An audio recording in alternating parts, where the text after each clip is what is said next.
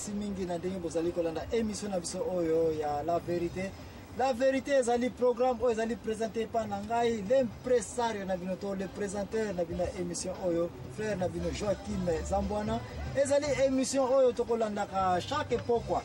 Émission ezali yone mtu zali ko courir ngai te. Émission oyo ezali ya yo parce que yo mzali ko yana ba sujet zali ko développer ba débat ba makamno zali ko sala to zali ko zo ba question pe ba réponse. Ti ba recherche zali ko sala na Amerikana ndenge na Bible ti na ba recherche ya ba catalogue to na ba livre ya grec ba livre latin nous zali ko sangisa po to zala capable ya komema investigation na biso na sujet oyo pe e komela bino avec pureté ya information. Bande konanga sans plus tarder oyo ba yebi yango zali ko lobela Luka va comme Saint Luc de place notre zali Luc na tango ya Jésus-Christ nde yabona tozali kolobela. Tozali kolobela Luka oyo amona iko botama ya Jésus. Tozali komona Luka oyo atambolaki na bapotre kolanda ba makambo na bango. Okota na ba vie privée ya bato. Nde Luka tozali kolobela. Luka oyo oza komona est-ce que apesaki rapport contre Jésus? Est-ce que apesaki rapport pour Jésus? Ba question na bosi bozwaki yango déjà de yango tozali kozela. La deuxième partie ya émission na biso oyo ya sujet na biso oyo ya apôtre to papa no limisanga epo Luka zaki apôtre tazaki pe disciple te ya Jésus. Mais tozali kolobela Luka pona ba ba retato ba kita zaki investigateur na pemena via Jésus na ba apôtre azaki pe espion.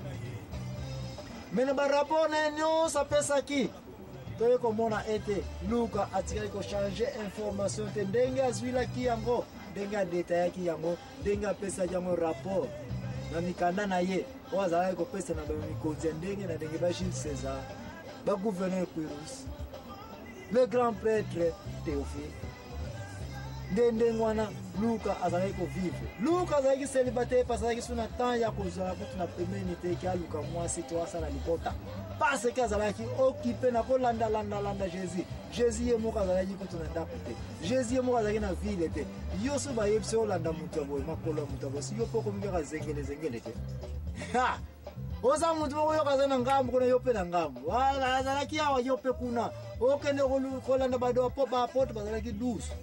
Yo que ne kolanda ba apôtre ba division de temps ba panzi bango okolanda groupe nini tu ne peux pas suivre des liens à la fois. Luka zalaki tellement occupé na pembeni ya vie ya Jésus-Christ de Nazareth. Deuxième partie na biso qui est de conclure première partie à l'éloigné Luka azalaki espion na pembeni ya Jésus. Mais la espionnage n'est pas rapport nyonso Luka komaki ezalaki avec fidélité apesaki ka rapport makambo monaki atanta iko analyser na science ne ya ba en tant que médecin ayebaka ameka ko tante ko analyser en tant que mutu ayebaki ba droit ya ndenge na ndenge na ba science ndenge na ndenge. Mais Luka alobise ke a échoué, alobi peut-être que a félicité Jésus, alobi peut-être que oh oui sinon non atikaki ba point d'interrogation na makambo yako kakine depo yo nanga etoka ko analyser ngo poto za la paix libre nti ya za la libre ya kondimela Jésus-Christ ou pas. Est-ce que Luka tango Jésus akina mabele oyo andimela ki Jésus? Est-ce que alanda ki Jésus? Est-ce que bongola ki motema? Question wana natikela ngo bino poete la deuxième partie na biso oyo ezali ko ya Luka après liwa ya Jésus.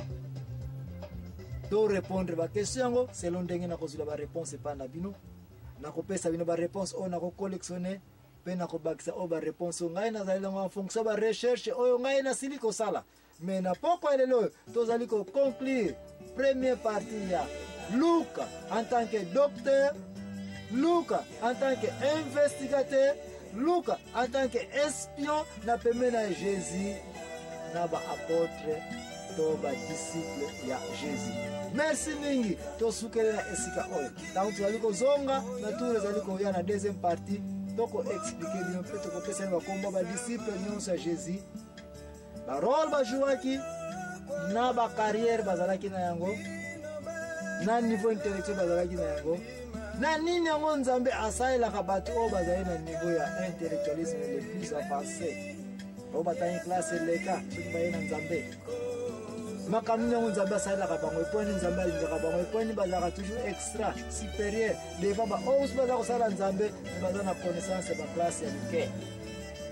Question mosusu ya suka nazali kobwakela bino, eske motu azali kosambela na tanga klasse te, na motu azali kosambela na tanga baklasse ebele, bango mibale baza na meme diapason ya koyeba nzambe. Mais est-ce que différence ezali entre moto oyo atanga baklasse avancé aza kosalela nzambe na oyo atangi baklasse avancé te azali kosalela nzambe? Question wana préparer réponse. Benga biso 081 089 12 74. Bato bazali ko représenter biso na ville Kisantu bakozwa ba question oyo toko analyser yango pe toko pesa bino ba réponse. Tikete nzambe apambola bino. Ngai moumbo na bino l'impresario Joachim Zambwana mnazalaki na émission oyo ya la vérité na siliko conclure première partie ya Dr Luc en tant qu'investigateur et espion na makolo ya Jésus pe na pembeni ya ba disciple ya Jésus. Merci mingi. Nzamba pambola bino. Kokende mosika te toza na ngoli susu ezali koya Luc 2 wana nde kozala yo na ngai tika to analyser partie oyo.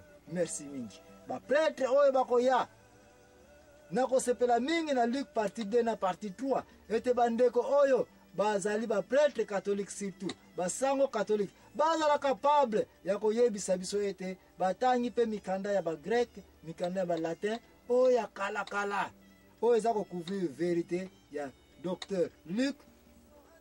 To deuxième partie peut-être tokopesa esiko titre na ya kompona ya Saint Luc. Mais ba prêtre catholique bat ba yebi biloko bien na deuxième partie zali kokende. Naza ko inviter ba sango, ba archevêque, ba sœur catholique, bazala capable ya koya na émission oyo tokoza na table moko pe tokosolango. Mais oyo nyo sa kozala incapable ya koprouver biso ke aza capable ya kopesa biso credo ya ba apôtre. Prêtre wana sango wana pesima na église catholique baza na avance ya koyeba ba makambo tokolobela na deuxième partie ya Saint Luc. Na ko tester bino soko ebi